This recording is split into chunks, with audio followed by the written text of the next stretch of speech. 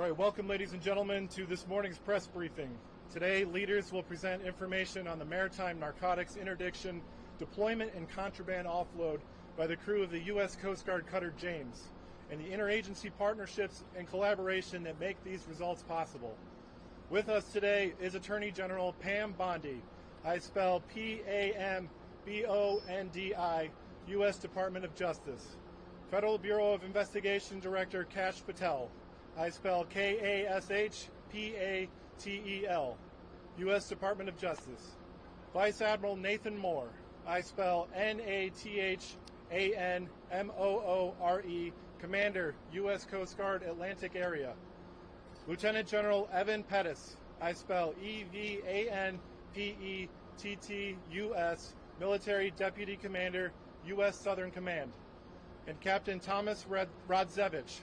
I spell T-H-O-M-A-S-R-O-D-Z-E-W-I-C-Z, Commanding Officer of U.S. Coast Guard cutter James.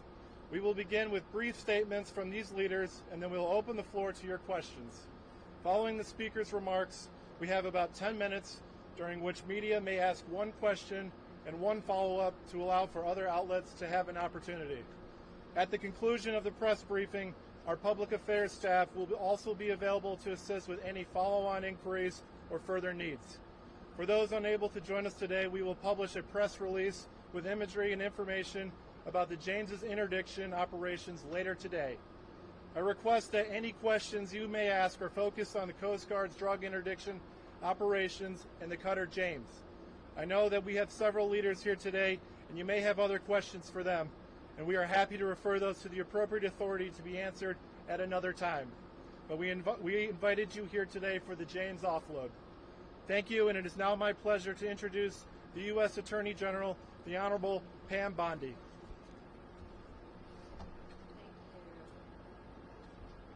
Gentlemen, thank you.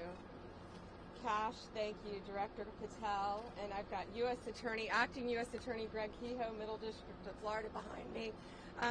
Thank you all for being here today. Today's operation is an example of the unprecedented collaboration between the military and the Department of Justice components, working closely with the U.S. Coast Guard. And look at all these great men and women in the Coast Guard. Thank you so much for your dedication. This is a textbook example of the Justice Department supporting the fight against violent crime. These drugs are worth over $500 million. Almost 45,000 pounds of cocaine, pure cocaine, uncut, and 3,800 pounds of marijuana. Congratulations again to the Coast Guard. You have done incredible work, Admiral, and your team, Captain, in securing these drugs. This team, with all the agencies I just mentioned, used drones, aircraft, and ships to interdict the traffickers off the coast of Peru, Ecuador, and the Galapagos Islands. What they did saved countless American lives. Countless lives. This cocaine would have been distributed throughout our country and perhaps throughout our world. 11 separate prosecutions will take place as a result of this, and they will be prosecuted in the Middle District of Florida. These defendants will be held accountable for bringing this poison into our country. I always say if we can save one life, we have done amazing work. And today we have saved thousands and thousands of lives as a result of this incredible cooperation. We believe two cartels, CJ&G and Sinaloa, were heavily tied to these shipments. This is a major blow to their financial operations and their efforts to distribute drugs throughout our country. It's an example of a prosecutor-led, intelligence-driven approach to stopping these criminal enterprises in their tracks. DOJ and all of the agencies involved will continue to dismantle this transnational criminal organization, lock these criminals up, and keep our country safe. The drugs that you have seen today will no longer destroy lives. They will help us lock up the criminals. Thank you all, and it is my honor to introduce the Director of the Federal Bureau of Investigation, Kash Patel.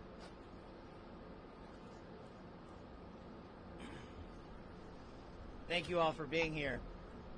General Bondi, we're here today because of your dedicated leadership to safeguard American lives, because you had the courage to follow President Trump's courage, to put our children first, and to make sure that the narco traffickers, and make no mistake, this administration has labeled them foreign terrorist organizations because that's what they are. There is no lethal force on planet Earth that is responsible for an overdose death of an American citizen every 7 minutes, more so than these federal terrorist organizations, foreign terrorist organizations. We are humbled to be a part of this Department of Justice, and we are going to continue to safeguard our streets. This is what it looks like when the United States whole of government approach brings every resource to bear, from the Department of Defense and the United States Coast Guard, from HSI, from FBI, from DEA, and so many others. They are going to get all the drugs off the streets, off the markets, and as Attorney General Bondi said, we are going to lock them up. They are no longer going to be free to roam. We are going to dismantle the next man up theory that has been breeding in these Mexican cartels for generations. No more. We are here today because of your brave work. The men and women of the FBI that I lead, I'm humbled and honored to be here in South Florida, where I spent so much of my career before I moved to Washington, D.C. And looking around, I'm awe-inspired by the fact that when you take the rules and regulations that blockaded these brave men and women of law enforcement military and you unshackle them, then you should look at this seizure and you should see how much it multiplies and see how many children and how many young adults and how many adults' lives that we have just saved. They did it. We're fortunate to be their leaders. We're humbled to be here. And you will see this happen across the country because this is not a one-off for General Bondi. She has made this a mission priority, and the FBI will follow in every corner of this country and every square centimeter of this planet to eradicate the narco traffickers and the foreign terrorist organization that are killing American citizens. They will be held accountable. We will take preventive measures, and we will scour the ends of the earth to find every single one of them. Thank you so much for being here today.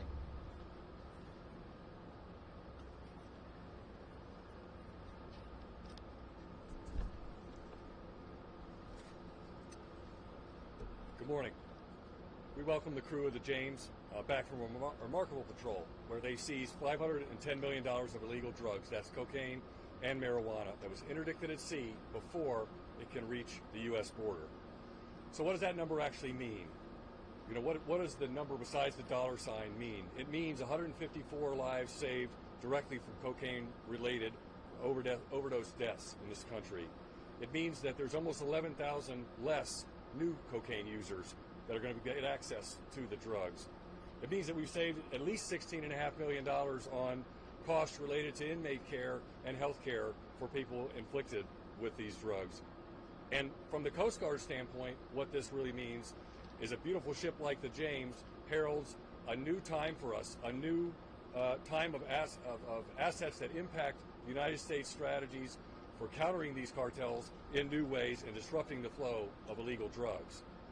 Just since February, the combined efforts of Coast Guard cutters James, Stone, Weishi, and Mohawk yielded over 59 metric tons of narcotics seized. That's $1.5 billion of revenue to the cartels. This success is a team success made possible through the dedication and coordination of our partners in DHS, DOD, and DOJ. Every day, the Coast Guard controls, secures, and defends the border and maritime approaches of this country, proudly serving as part of DHS at all times and as a military service and part of the armed forces. On the water and in the air, the Coast Guard and our partners are on the front lines to fight against these foreign terrorist organizations, including the cartels and other dangerous criminals who seek to traffic bulk cocaine, including illegal fentanyl and other deadly drugs, from entering into our communities. Under our DHS leadership, the Coast Guard has worked diligently to harden and secure the U.S. southern border and maritime approaches. Our message to the cartels is simple. We own the sea. You do not. We will find you, we will hunt you down, we will stop you before you reach our border, before you can smuggle these drugs into our country. To the crew of the James you see here and all of our partners gathered, thank you for the great work keeping America safe. Thank you very much, everyone. Semper Paratus.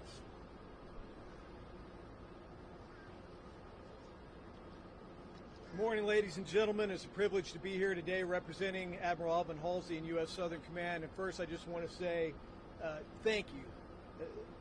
Attorney General Bondi, Director Patel, Admiral Moore, Captain Rodzovich, my apologies, and to the crew of the James, the brave men and women of the crew of the James. It's a real privilege to stand with you today. You know, the most fundamental duty of a DoD organization like U.S. Southern Command is to defend the United States against threats and defend her people, defend her Constitution. But this is a threat that by law, policy, design, DoD can't get after alone. It takes a team, and it's a privilege to be part of this team. You've heard the facts of what these amazing men and women have done, what the organizations that these amazing leaders have accomplished. But I just want to say thanks. You know, it is amazing to watch in action the machine that is our government interagency getting after this problem set. I think it starts and ends with the Department of Justice. The intelligence that we get from the prosecutions, the intelligence we get from the FBI, the intelligence we get from other sources, tips and cues us to do the DoD detection and monitoring mission, and then we get the actions on the objective from the brave men and women of the James and crews like them to grab those drugs and bring them back for further prosecution and investigation. And it's a virtuous cycle. It's an amazing thing to watch. At Joint Interagency Task Force South in U.S. Southern Command, it all comes together with the addition of 14 interagency partners and law enforcement and defense representatives from 21 partner nations. This is an incredible achievement, an incredible whole of government and partner nation accomplishment. So I'm just proud to be here today and to say thanks to the brave men and women defending our nation. Thank you.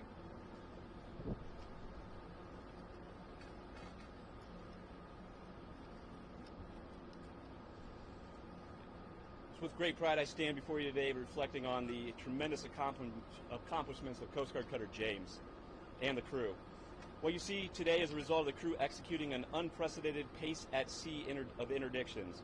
In only 56 days in theater, James interdicted 11 drug smuggling vessels, seizing over 22 metric tons of cocaine and marijuana, and apprehending 34 narco traffickers. In all my years working in this vital mission, I have never witnessed such substantial results in such a short amount of time. What is not on display, though, is the incredibly challenging work done by our crew that went into these interdictions. We patrolled an area the size of the continental United States, finding the narco-terrorists' tiny, drug-laden vessels across the vast waters of the eastern Pacific is equivalent to finding the proverbial needle in a haystack. But the crew of the James showed narco-terrorists that we will find them. We show them that they are no match for the professional competence, technical expertise, and operational prowess of the James crew. We sent a message loud and clear that we can and that we will continue to stop them bringing harm and devastation to our border. Or as my ops boss would like to say, you can run, but you can't hide. Alongside our permanent party crew members, it's important to mention those who deployed with us, our law enforcement detachment, pilots and air crew, intelligence professionals, and the operators of our unmanned aircraft systems. Together, we are James, a team of teams.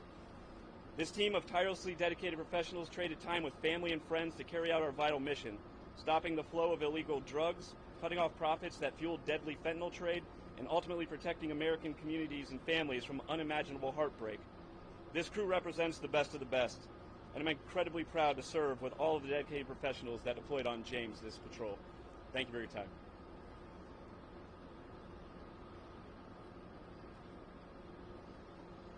So we have a brief period for question and answer.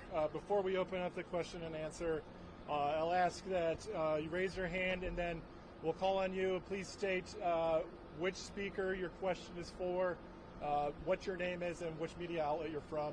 And again, as a reminder, we invited you here for the contraband offload, so please keep the questions on topic related to the interdictions of maritime interdictions of contraband at sea. So with that, I'll ask a first question over here. Yes, sir.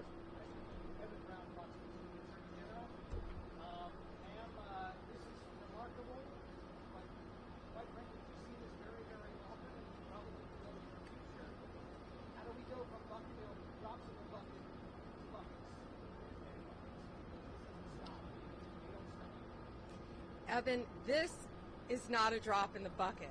Behind you is $500 million of pure cocaine, uncut cocaine. So when they cut this poison with baking soda and whatever else they cut it with, it will multiply even more times than you can imagine. We are saving thousands and thousands of lives. These brave men and women, you know, we often talk about the Coast Guard and General, we talk about all the time our great men and women in law enforcement and the military, but sometimes I feel like the Coast Guard is overlooked at how incredibly dangerous your jobs are. So thank you again for what you've done and the countless lives that you have all saved today. By 11 defendants are going to be locked up, and if this isn't sending a message loud and clear to Sinaloa and these other cartels, it better be, because they know that these men and women, all of these agencies working together, are coming after them. And if there is more, they will find them and they will arrest them and we will prosecute them.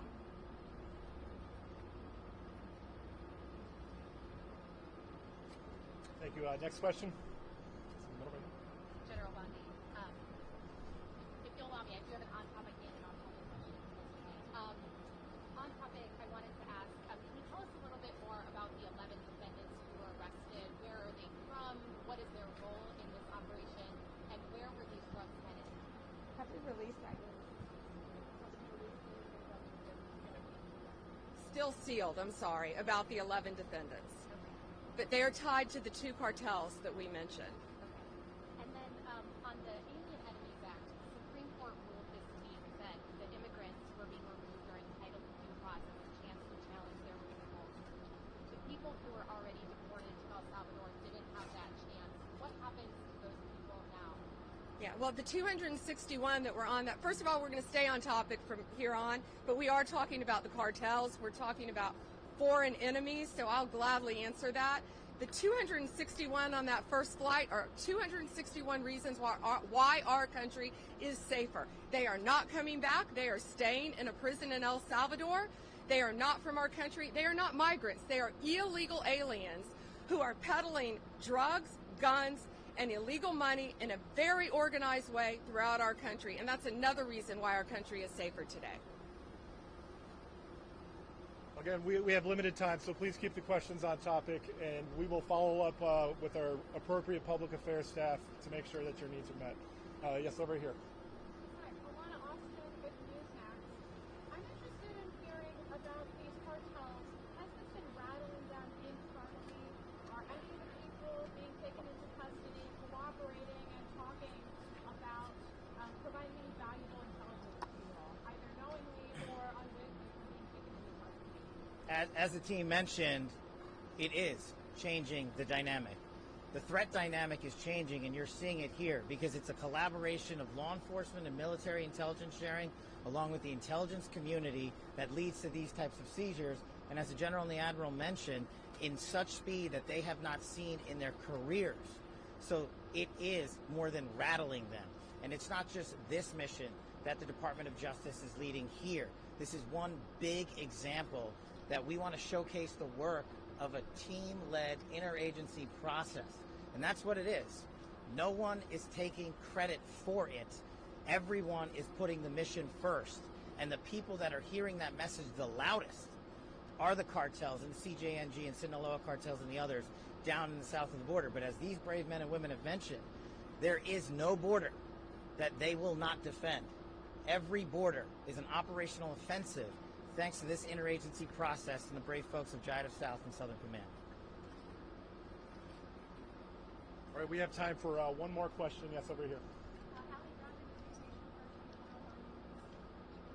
I'm wondering, so we talked a little bit about where these individuals are from. They've already been designated as terrorists. That wasn't enough to stop them from trying to move these drugs into the country and cut off the head of a snake who's going to grow back somewhere more.